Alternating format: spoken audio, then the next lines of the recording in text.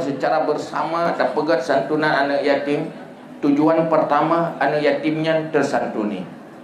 Yang kedua, budaya dan peradaban sosial yang semakin hilang, yang merupakan bagian dari Islam, ramai-ramai tak kembalikan lo.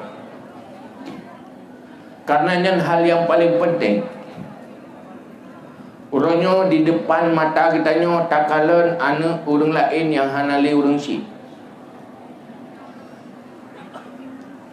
Ingat ke anak roh. Nyantanya yang mantang na anak yang mantau bubut atau na cucu yang mantau bubut. Bayangkan Allah necok pulang kedanya takut bahji untuk selama-lamanya. Hana ya hana mak udip mantang ubud. Kira-kira tanya hidih dalam kubu watai takalan anaknya di bawah. Bayangkan. Nak sedih? Di saat tamang bulan Ramadan, anak orang lain tenang fikiran. Kamu pat tempat dah sia mak megah. Kamu so tagun. Anaknya hanya so tagun. Alih pat rezeki baju. Menyuruh raya naso pedu ada Honda ya pumain iji hana somen yang nada kadang-kadang bak gelima dalam puasa ke ujung bak gelima dia yang bak gelima karo tempat mainan hana jak tempat mainan lain hana somen. Bayangkan punya terjadi di bak keturunan danyo, bayangkan tengok anak cucu danyo lagi nyan kejadian. Beda fikir uronyo anak danyo hana yatim. Tengok bakri dalam turunan danyo na cucu danyo bernasib sangat prihatin. Udip dalam lingkungan manusia yang hana peduli, masing-masing tengah semikir ke ro penampilan ro. Dibna sedih.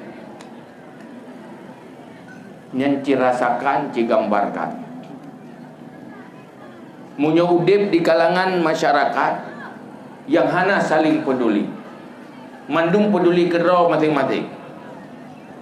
Munya musim mak megang, dengan semikir, munya hansip sia kerau 10 kilo tambah 20. Yang hidih mesti on golong nak tinggal. Wate orang raya, kerau ke anak ro kana 2 pasang. Ke yang golong na mesti pasang hana so ingat nyo resiko kan cuma hidup-hidupnya tapi itu orang akhirat dengan resiko.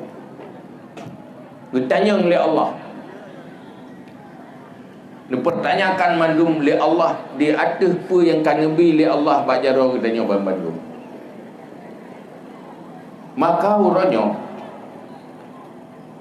acara yang dah pegat lagi katanya ingin tak kembalikan peradaban Islam yang kala dibangun oleh Rasulullah kepada para sahabat, khusus untuk orang Aceh.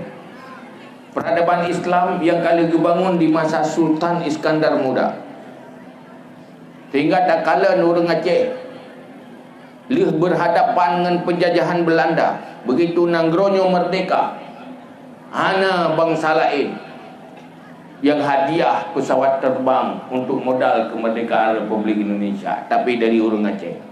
Bahkan orang Aceh sukses membangun budaya dan peradaban Islam jamu. Urangnya coba bangkit kembali. Nyodoro ni yang hadir di sini memandu. Isilah sisa-sisa hidup dengan perjuangan suci. Nyatanya mata udip siap apa tu?